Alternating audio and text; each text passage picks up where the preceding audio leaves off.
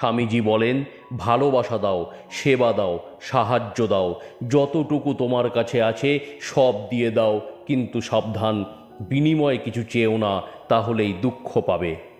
যে মানুষ বলে তার আর শেখার কিছু নেই, সে আসলে মরতে বসেছে। যত দিন বেঁচে আছো শিখতে থাকো। একটি লক্ষ্য গ্রহণ করো এবং সেই লক্ষ্যের উপর নিজের ধ্যান, জ্ঞান, চিন্তাধারাকে উৎসর্গ করো। শক্তি জীবন, দুর্বলতা মৃত্যু, বিস্তার জীবন, সংকোচন মৃত্যু।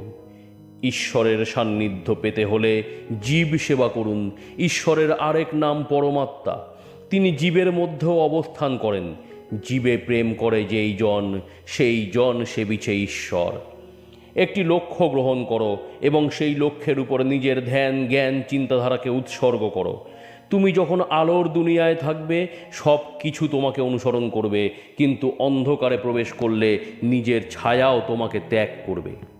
কে বলে মানুষ খালি হাতে এসেছে আর খালি হাতেই ফিরে যাবে? মানুষ ভাগ্য নিয়ে এসেছিল আর কর্ম নিয়ে ফিরে যাবে। মানুষ জ্ঞানের পরিচয় দেয় তার কথায়, যোগ্যতার পরিচয় দেয় তার কর্মে, আর বংশের পরিচয় দেয় তার ব্যবহারে।